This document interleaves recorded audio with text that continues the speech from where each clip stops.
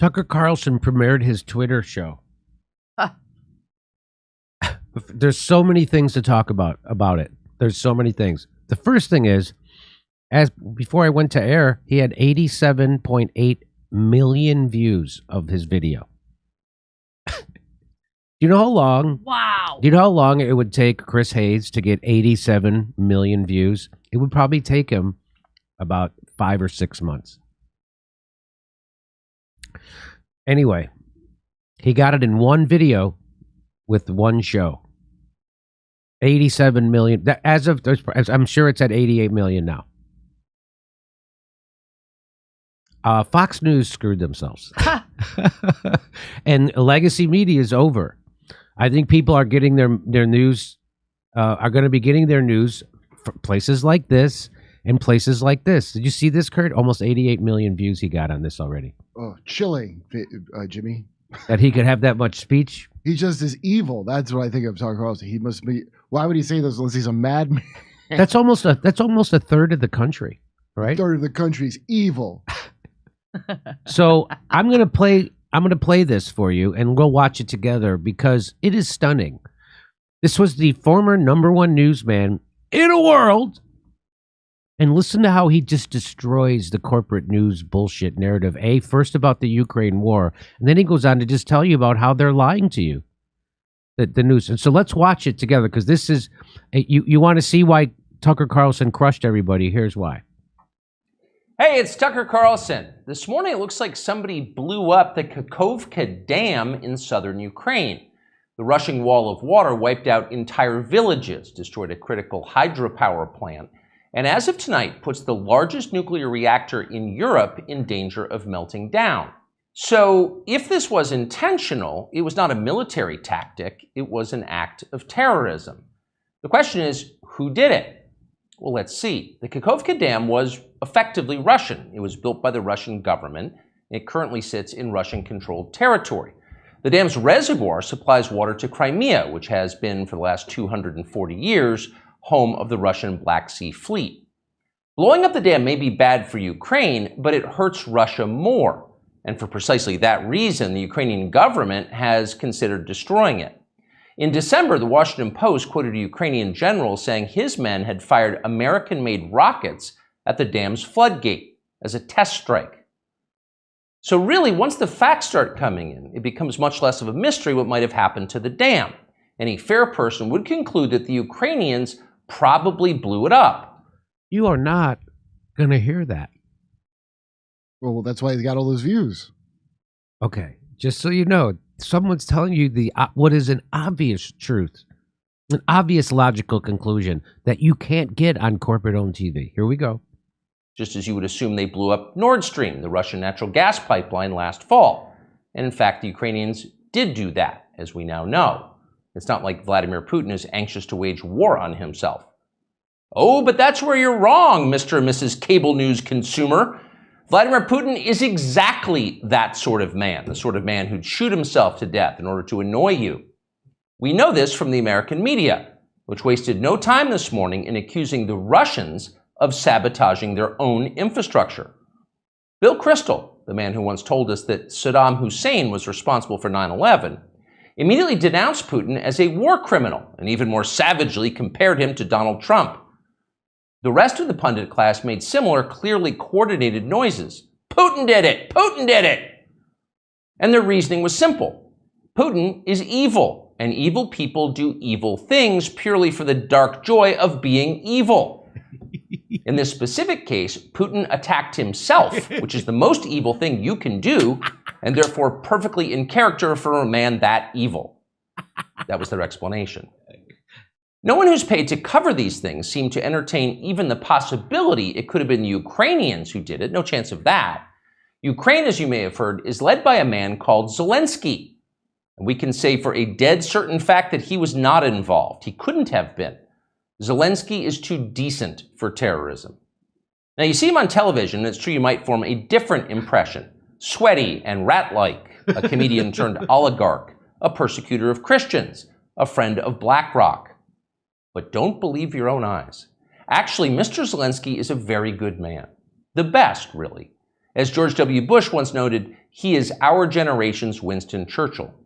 Of all the people in the world, our shifty, dead-eyed Ukrainian friend in the tracksuit is uniquely incapable of blowing up a dam.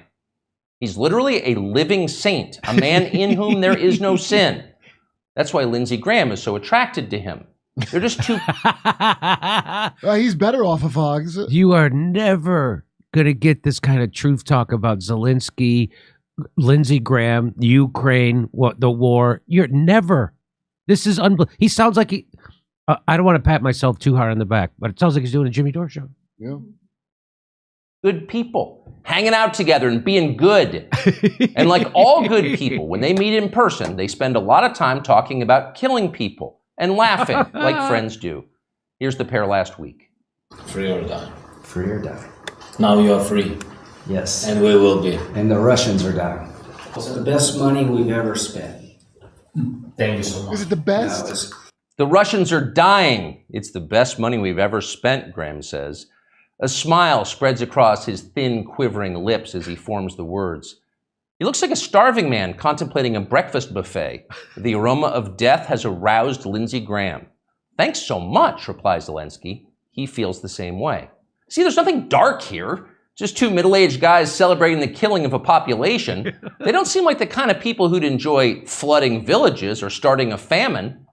And in any case, who cares if they are? It's really not your business. Your job is to support Ukraine. Watch Nikki Haley, a Republican candidate for president, explain this principle on CNN. A win for Ukraine is a win for all of us. And for them to sit there and say that this is a territorial dispute, that's just not the case. To say that we should stay neutral, it is in the best interest of America. It's in the best interest of our national security for Ukraine to win. We have to see this through. We have to finish it. See? It's very easy to understand. It is vitally important for you to support Ukraine because it's necessary for Ukraine to be supported by you. Your support is mandatory until it's finished, whatever it is, and whatever that means. So shut up and support Ukraine or else you're in trouble. Back when they still taught logic, statements like this were known as tautologies. Something is true because it is. The more you repeat it, the truer it becomes. It's a self-reinforcing reality. There was a time when tautologies were considered illegitimate arguments, not to mention hilariously stupid. Only dumb people talk like that. Now everybody in power talks like that. Diversity is our strength. Trans women are women. Zelensky is Churchill. It's all self-evidently true. Doesn't need an explanation, and don't ask questions. Sound familiar? Of course it does. That's the pap they're serving us day after day in steaming, lumpy portions. By this point, it's possible that American citizens are the least informed people in the world.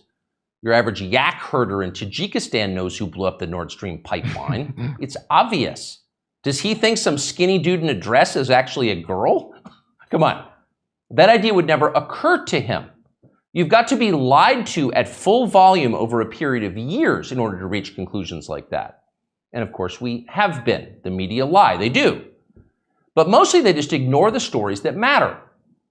What's happened to the hundreds of billions of US dollars we've sent to Ukraine? No clue.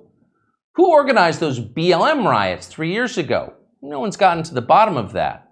What exactly happened on 9/11? Well, it's still classified. How did Jeffrey Epstein make all that money? How did he die? How about JFK? And so endlessly on. Not only are the media not interested in any of this, they are actively hostile to anybody who is. Yes. In journalism, curiosity is the gravest crime. Yesterday, for example, a former Air Force officer who worked for years in military intelligence came forward as a whistleblower to reveal that the U.S. government has physical evidence of crashed non-human-made aircraft, Did you see that? as well as the bodies of the pilots who flew those aircraft. The Pentagon has spent decades studying these otherworldly remains in order to build more technologically advanced weapons systems. Okay, that's what the former intel officer revealed, and it was clear he was telling the truth.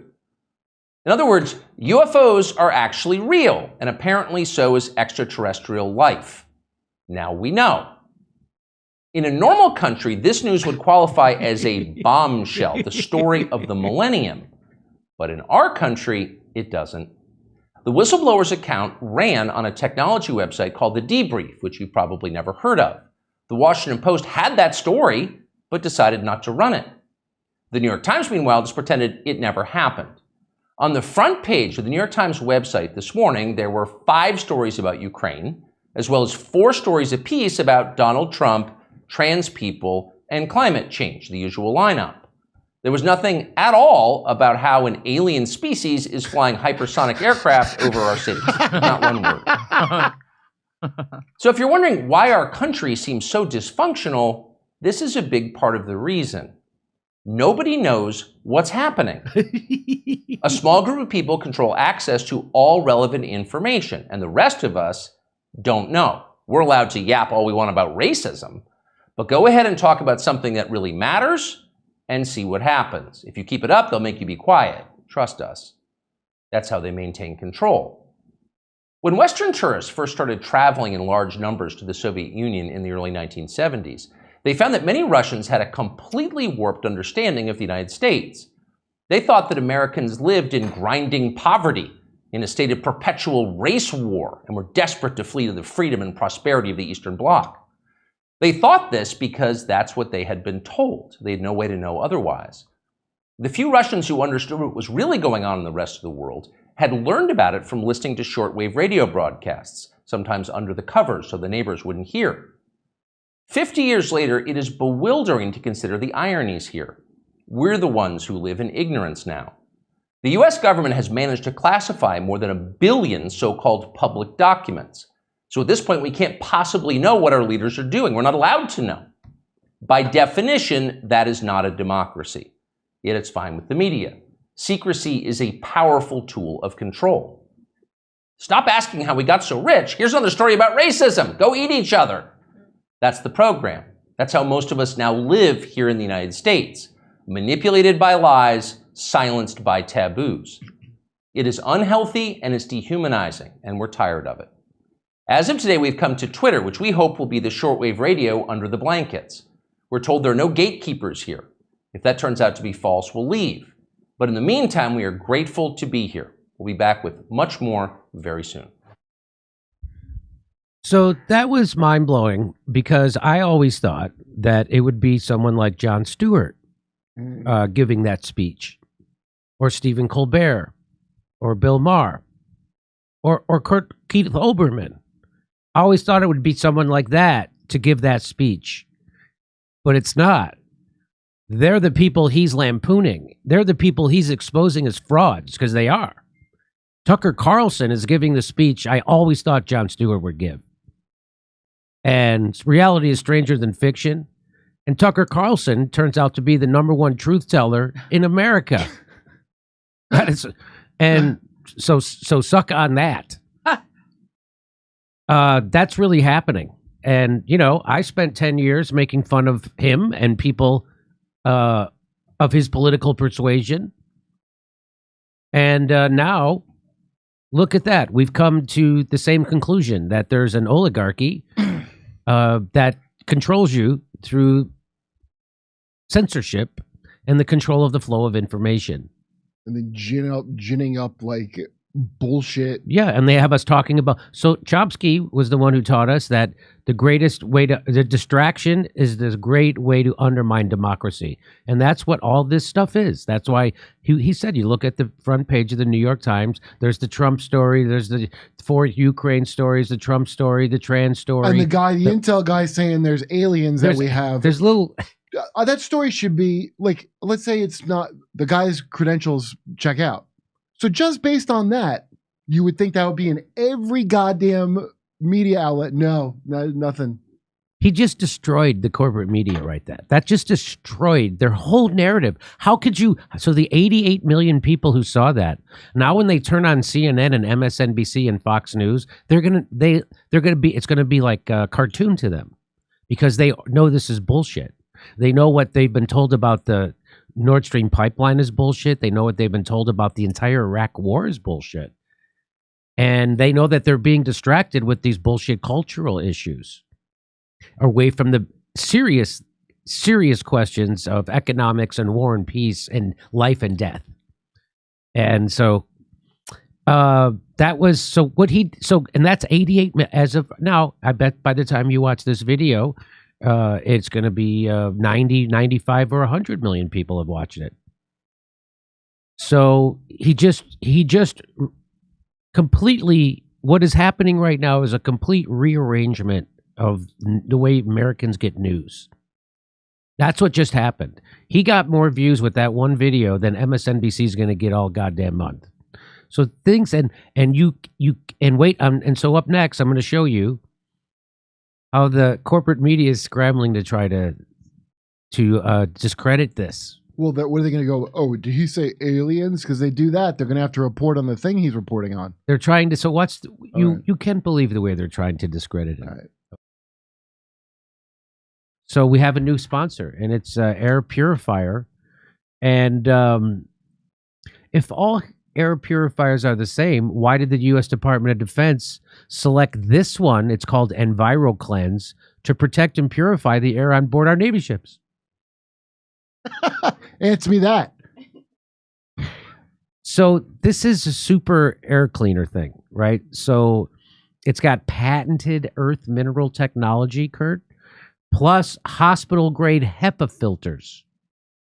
So this is really filtering. And I've seen videos on YouTube. I went and looked up this product, and I've seen other people talk about that it not only will do a room, because we've been using it in the studio, and Misha noticed that the studio seems cleaner, the air is, but I've seen people use it in their whole house, and it says it works for the whole house. That the woman said she had a 3,000 square foot house. She said it worked for that. So this has got a HEPA filter, and it's like hospital grade or military grade.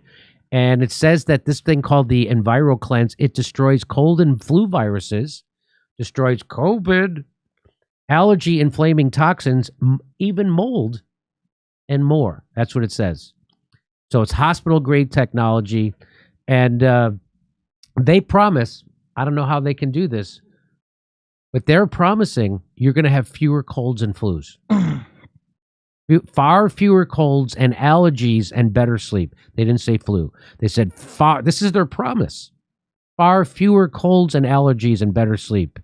And they also free air quality monitor. Test the difference in your own home. Oh, did we get one of those? We should get one of those. So here's how you get one. You get a discount, and you can help support the show. These aren't cheap, by the way. They're sounds like some high grade. So it's big. It's big too, right? Mm. So we're gonna have a picture up here so people will see. So visit EK Pure. So the letter E, the letter K, and then Pure PURE.com. EK Pure, and use the code Jimmy. You get 10% off your EnviroCleanse home air purifying kit, and you get a free air quality monitor, plus fast free shipping. That's $150 in saving. Wow. If I had only had that at my old apartment to get the ball smell out, I might have got my full deposit back. So go to ekpure.com and use the code Jimmy. That's ekpure.com and use the promo code Jimmy, and you get 10% off. And I'm actually going to put this, I'm going to take it out of the studio, and I want to put it in my house, in my master bedroom, because every once in a while there's a little bit of a musty smell or something in there. I want to see how this does. So I'm going to do that, and I'm going to report back. Now, it's already working in the studio. Misha has noticed a difference. And so we're going to do that. We're going to put it in our master bedroom, and we'll see what happens. Go to ekpure.com. Use promo code Jimmy. Hey, everybody, only $10 to go see my new stand-up special, COVID Lies Are Funny, at jimmydore.com. And come see us do a live show. We're going to be in Cohoes, New York, Hartford, Connecticut, Bakersfield, California, Baltimore, San Francisco, Huntington Beach, Rosemont, and Chicago, Las Vegas, Salt Lake City, and more. We're going to be in New York, Stamford, Connecticut, Pottstown, Pennsylvania, San Diego, everywhere. Go to jimmydore.com for a link for all our tickets.